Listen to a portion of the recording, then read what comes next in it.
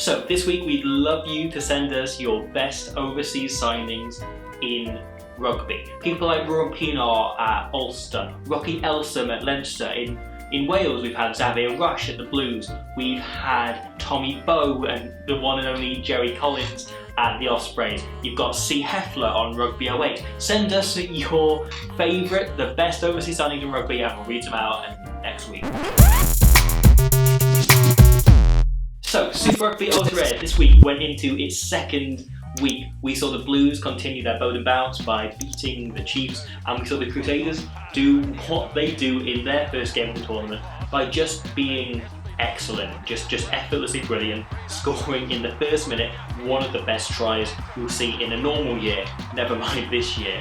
However, this wasn't the only rugby taking place this week, because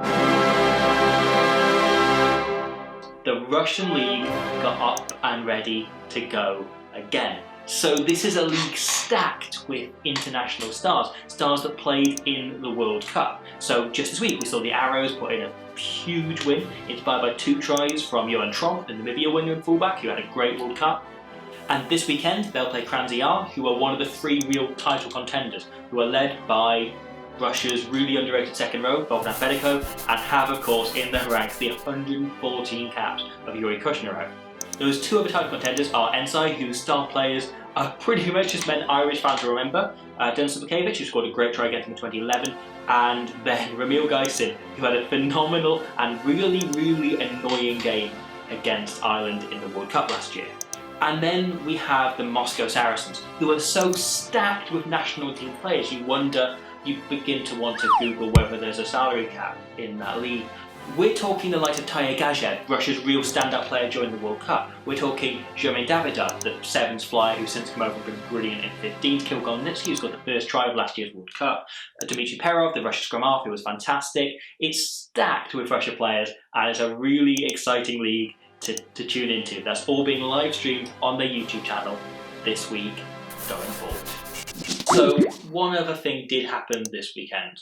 On Saturday just gone, NFL punter Marquette King tweeted the following, and I quote, "If I played rugby, I would dominate it easily."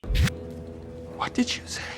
Easily. Now it's fair to say there's been a bit of a reaction to this. We've seen everything from teams such as the All Blacks, the Leicester Tigers, the Wallabies inviting him to come down to training, and the likes of Nick Williams and Drumkaino saying very similar things. However, some of the reaction has not been so positive. They've been the kind of things prompted Nemanja Nadolo to just get out the popcorn. Billy Vanapola was just bored by it. And then we have Ellis Genge. I quote, "I'd bend him right up. Stick to wearing your bike helmet and shoulder cushions, my boy."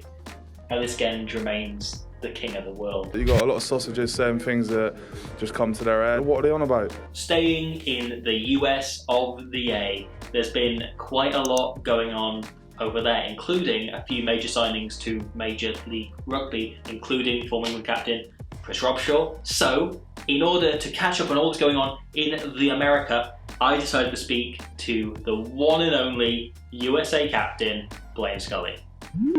Hello, Mr. Blaine Scully. How are you doing? It's been a while since we spoke. It's been a full week. Has it been that long? Yeah. Oh, I've missed you desperately. This Marquette King tweet. Where do you come down? You loved it. Yours was good. Yours was good. You had a great bike. You had if I was a bike, I'd win the tour. Yeah, he said it was his favourite response. So I'll take that well. Oh. I'm not going to complain about that one. Apparently so. It's one of the rare exceptions in which I'm actually in the race. Apparently, even though I'm not a bike. Yeah. Where do you come down on that? Do you feel he would have dominated you and any other teammates you played with? I like how you made that personal. Yeah, that. I like how you. I see what you did there. I see what you did there. I've never seen him athletically, but he is an athlete in what is one of the most athletic leagues in the world for sure. Same point. I mean, athletic ability only accounts for how you can access it. So in a game that has a lot of technical and tactical requirements, and that require you read and recognize what's going on, the only way that athletic ability counts is if you're able to access it in the moment that you recognize it, right? So like if you don't know when to go, then it doesn't matter how athletic you are, right? So I think there's probably there's always that expectation gap that maybe is a little bit harder to translate than people think. So to move on to the things I suppose I'm supposed to be talking about, recently with everything that's gone on in the world, the MLR season has been postponed. I know you didn't get the chance to play in it, but a lot of your teammates did. And I was just interested in how do you feel it's impacted both engagement with and also from the player's point of view, rugby in the United States?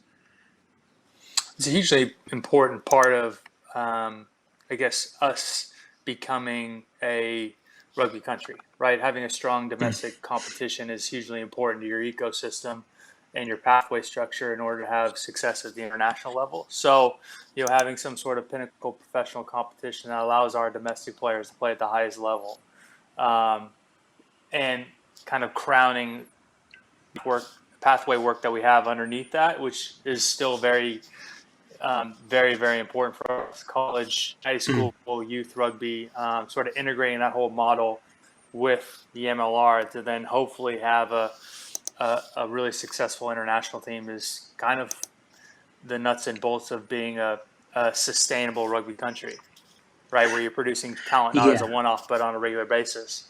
And you mentioned going overseas there.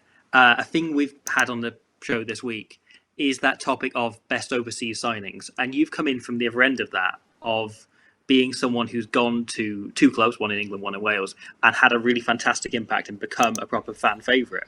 How's that been? What was that experience like from a player's point of view? I mean, it was obviously pretty special to be welcomed, I guess, into a country that's not your own, right? And to play for a club that isn't in your own country with a lot of teammates, or frankly, 99% of my teammates weren't American. And in some ways, I kind of felt the burden of being an American with regards to representing more than just me as a player, right? Like it was about Americans coming over and carving out a path for ourselves. And in the same way, Dan Lyle, Tom Billups, later on Mike McDonald, Chris Wiles, and kind of these other players that kind of come before me and felt that sort of responsibility and thread. But what I always tried to do was just give everything I had. And I think as an extension of that, people can appreciate that. And look, if they see you out there busting your tail and giving everything for the club jersey that you're wearing, you'll do okay. So last week we asked you for your best players over the age of 35, those who really played into their golden years, as it were. So Jordan Clark throws out loads of suggestions, right from Kevin Mialamu, Victor Matfield, Martin Johnson, Luke Thompson, Brad Paul, loads of second rows in there. However, he also mentions Uruguay's Diego Ormachea, who, of course, won his first cap in the 70s and then went on to be the first person to score a try for Uruguay in a World Cup in 1999. So 20-plus year test career. Scott points out that Peter Stringer just seemed to play forever, which is spot on. His career is very much a case of how long is a piece of stringer. Barry Adams, who I'm guessing is an Ulster fan, says Rory Best and Ruben Pienaar both come to mind, both fantastic players. And we also see right here, someone else says, very video, very like. And I think that's a good note to finish on, because if you very video, you can very subscribe and see more from this on the World Rugby YouTube channel next week when we see more of the feed.